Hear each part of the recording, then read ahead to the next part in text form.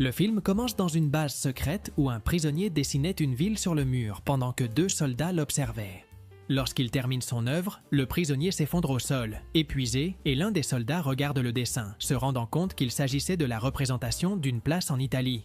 Pendant ce temps, un jeune homme nommé Michel se rendait à l'école à vélo. En chemin, il s'arrête dans un magasin de costumes où il espère acheter un costume du légendaire homme araignée pour participer à une fête scolaire. Cependant, le magasin était fermé et le gérant ne le laisse pas entrer. Déjà à l'école, Michel s'assoit derrière la jeune fille dont il est amoureux, nommée Stella.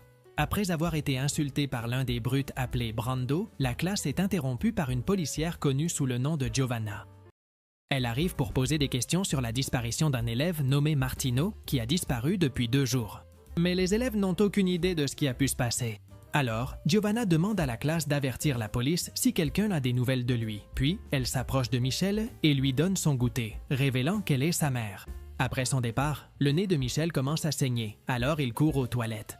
À ce moment-là, Brando, le tyran, accompagné de son ami Ivan, surgissent soudainement et l'insultent à l'aide d'un appareil. Ensuite, ils le poussent contre le mur et lui prennent l'argent qu'il cachait dans sa chaussure. Agacé, Michel essaie de se défendre, mais il n'y parvient pas et Ivan lui donne quelques secondes pour s'enfuir avant d'utiliser l'appareil. N'ayant pas d'autre choix, Michel court à travers l'école et Ivan essaie de le frapper, réussissant à l'atteindre lors de sa dernière tentative. Plus tard, le jeune homme rentre chez lui, contrarié, et en entrant, il voit sa sœur prénommée Candela. En allant dans sa chambre, Michel remarque une annonce sur un réseau social concernant une fête d'Halloween. Et, avec le peu d'argent qui lui reste, il décide d'investir dans un nouveau costume. Finalement, Michel visite une vieille boutique de costumes et demande s'il y a quelque chose en rapport avec les super-héros. En entendant cela, le vendeur lui remet une combinaison avec une cape en disant qu'elle appartient à un héros chinois et, bien qu'il soit méfiant, le jeune homme décide de l'acheter. Pendant ce temps, Giovanna se concentre sur la découverte de ce qui est arrivé à Martino, mais elle commence à s'inquiéter de ne pas trouver suffisamment de preuves. Après une autre journée de travail, elle rentre à la maison et voit son fils assis sur le canapé, déjà déguisé, refusant d'aller à la fête parce qu'il pense que tout le monde va l'insulter. Pour le motiver, Giovanna affirme qu'il est beau et l'envoie ensuite à la fête. Plus tard, à la fête, Michel marche parmi les élèves et essaie de parler à Stella, disant qu'il est déguisé en super-héros chinois. Mais, à un certain moment, les harceleurs diffusent des vidéos de Stella marchant dans la rue. Curieuse, Stella demande qui a filmé ces vidéos et les harceleurs lui disent de demander à Michel, car apparemment c'est lui qui les a faites. Fâchée, Stella s'approche de Michel et lui demande si c'est vrai. Honteux, il court aux toilettes et s'y enferme pendant que tous ses camarades frappent à la porte de l'extérieur, lui ordonnant de l'ouvrir. Agacé par tout ce qui se passe, Michel se regarde dans le miroir et crie en souhaitant devenir invisible. En le faisant, les lumières s'éteignent, puis il saute par la fenêtre des toilettes, s'enfuyant dans les rues pour que les élèves ne le trouvent pas. Le lendemain matin, Michel se réveille découragé, mais remarque que son chien aboie de façon étrange. Bien qu'il soit méfiant, le jeune homme l'ignore et poursuit sa routine habituelle. Avant d'aller à l'école, Michel va dans la salle de bain pour se brosser les dents, mais en se regardant dans le miroir, il est surpris de constater qu'il ne voit que sa robe de chambre et sa brosse à dents. Inquiet, il court jusqu'à un miroir plus grand et confirme qu'il est devenu invisible. À ce moment-là, sa mère entre dans la pièce et ne voit que la robe de chambre jetée par terre sans remarquer sa présence. Quand elle commence à regarder autour d'elle, Michel écrit rapidement un mot disant qu'il est parti plus tôt à l'école. Ensuite, Michel va à l'école avec quelques vêtements et observe Stella de loin. Cependant, il se rend compte que, même s'il est invisible, il ne pourra pas faire en sorte que Stella tombe amoureuse de lui, et cela le rend triste. Finalement, le jeune homme entre dans la salle de classe, mais personne ne le voit car il est complètement invisible. C'est pourquoi Michel décide de se venger de l'intimidateur Ivan, et en prenant son appareil, il l'active, manquant de peu de frapper la professeure. En voyant que l'appareil appartenait à Ivan, la professeure se fâche contre lui et l'emmène chez le directeur. Ensuite, Michel se rend sur un cours de tennis où l'intimidateur Brando était en train de jouer. Profitant de son invisibilité, Michel l'embête et le fait rater plusieurs fois. Plus tard, dans les vestiaires, Brando réfléchit à ce qui s'est passé et soudain, Michel manipule une balle et l'appelle pour s'amuser. En entendant cela sans voir personne, Brando prend peur et s'enfuit en courant. Avant de partir, Michel voit plusieurs filles entrer dans les vestiaires féminins et en profite pour les suivre et observer Stella. Soudain, l'une d'elles lui lance une serviette dessus et les jeunes filles sont surprises de voir une forme humaine sous le tissu. Pour aggraver la situation, Michel perd ses pouvoirs et, lorsqu'une d'elles enlève la serviette, elle découvre le jeune homme. Plus tard, Michel est en voiture avec sa mère, qui le réprimande pour ses actes, mais finit par lui pardonner. Le lendemain, Michel est en classe où un psychologue nommé Basili donne une conférence sur la santé mentale des adolescents, car 2 camarades de Michel ont fugué de chez eux le mois dernier, et il pense qu'il est nécessaire de comprendre comment les jeunes réfléchissent.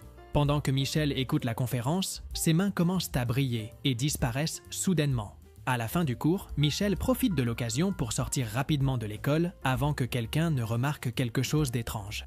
Après cela, Michel rentre à la maison, mais en entrant dans sa chambre, il remarque que sa sœur s'y trouve. Rapidement, Michel lui demande de partir, car il ne veut pas qu'elle découvre son pouvoir d'invisibilité. Soupçonneuse, Candela fait semblant d'être partie et ferme la porte. Ne sachant pas qu'elle est toujours là, Michel reste le visage découvert, ce qui fait crier Candela de peur en le voyant invisible.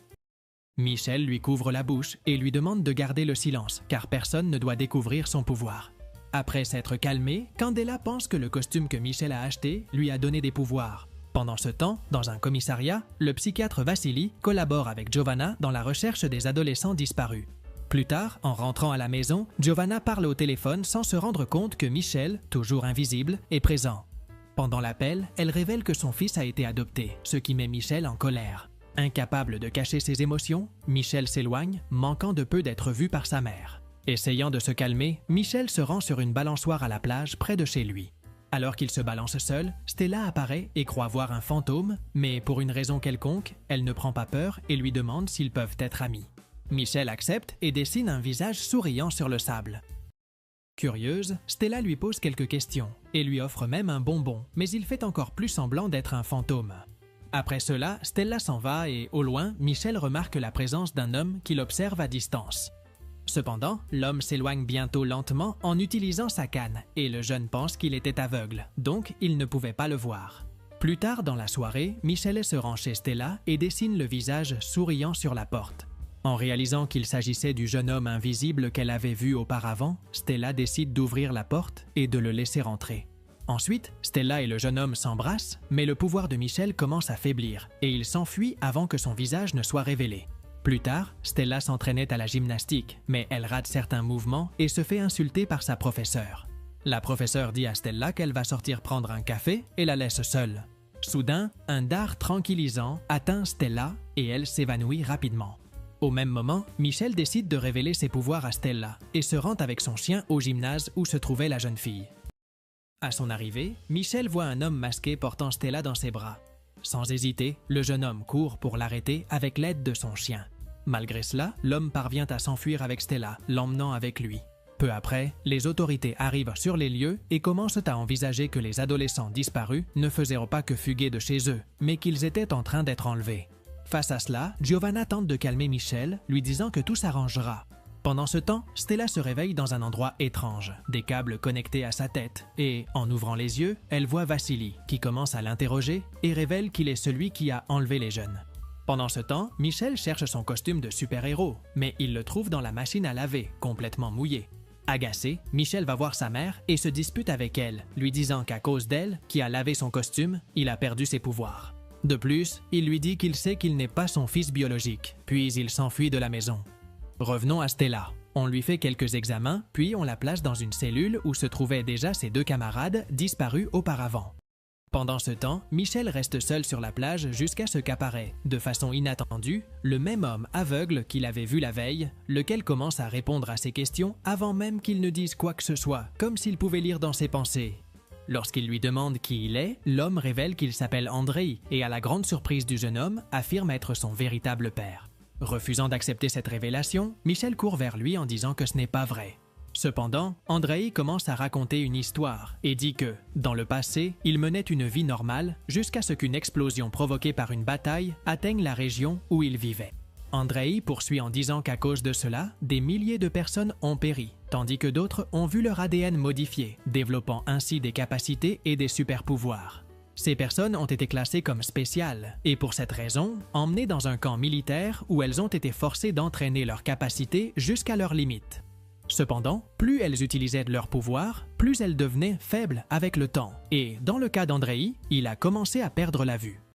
De plus, ils ont développé un grave effet secondaire. Ils ne pouvaient pas avoir d'enfants, à l'exception d'Andrei et de la véritable mère de Michel, appelée Yelena.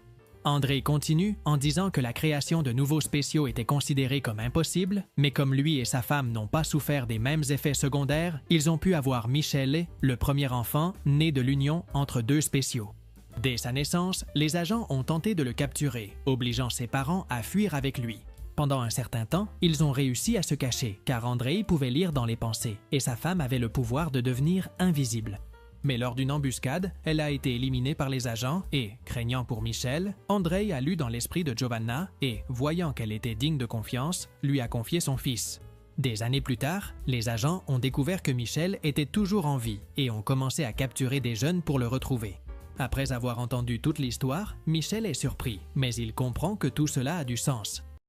Pendant ce temps, les autorités arrivent chez Giovanna et, lors de l'interrogatoire, elle révèle que Michel est adopté, éveillant ainsi les soupçons du psychiatre Vassili. Revenant à Andrei, il remarque qu'un pêcheur à proximité commence à se méfier de lui et tente d'appeler les autorités.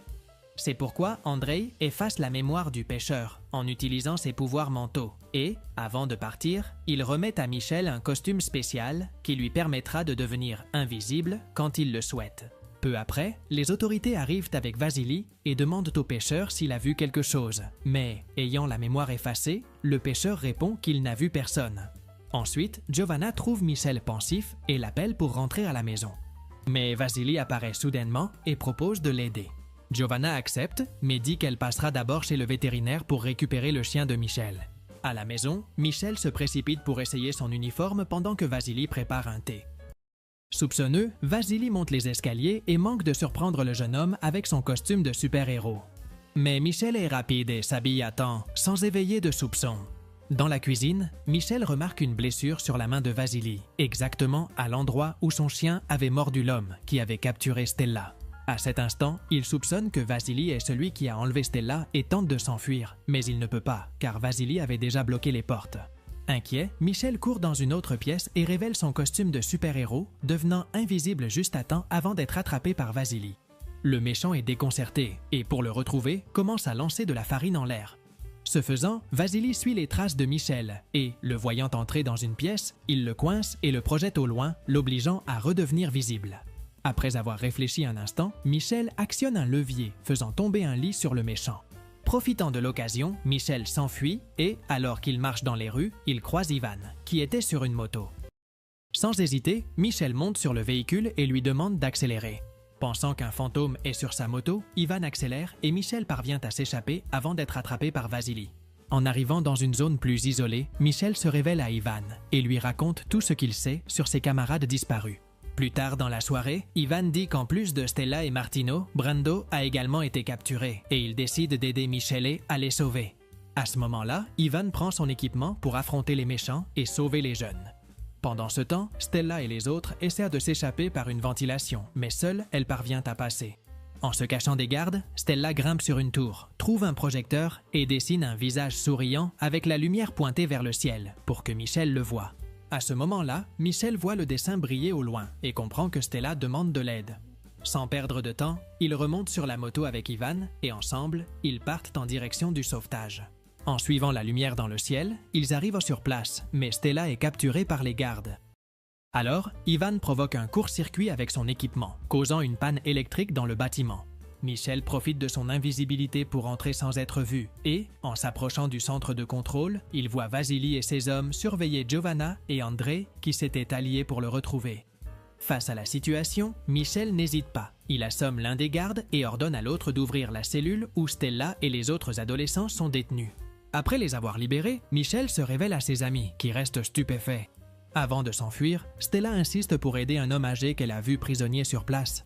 Michel l'accompagne, mais en entrant, il est surpris par Stella qui le menace avec un dispositif. Peu après, Stella s'évanouit et l'homme âgé apparaît, révélant qu'il a le pouvoir de contrôler les esprits et qu'il avait manipulé aussi bien Vassili que la jeune fille pour amener Michele jusqu'à lui.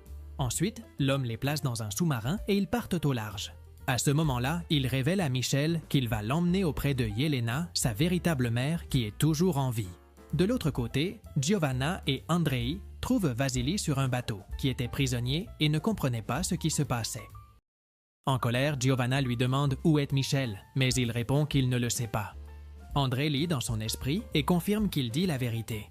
Ensuite, Andrei dit qu'ils doivent s'échapper, car le bateau est programmé pour exploser. Après avoir sauvé les jeunes prisonniers, le groupe s'enfuit et le bateau explose.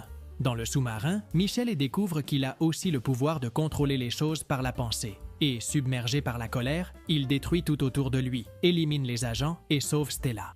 Ensuite, ils reviennent et une foule les attend.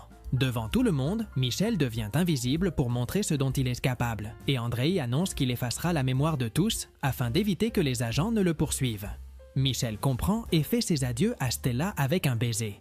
Andrei dit qu'il partira après avoir effacé leurs souvenirs, mais promet qu'il ressentira toujours quand son fils aura besoin de lui. Ensuite, tous reprennent leur vie normale. Dans la scène finale, Yelena, la véritable mère de Michel, avait survécu à la bataille contre les agents et dirigeait désormais un nouveau groupe.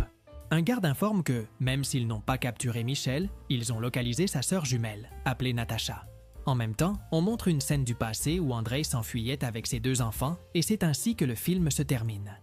Si cette vidéo t'a plu, n'oublie pas de t'abonner à la chaîne, de liker et profitant pour découvrir d'autres résumés incroyables qui sont disponibles pour toi. Je vous dis au revoir pour l'instant et on se retrouve dans la prochaine vidéo.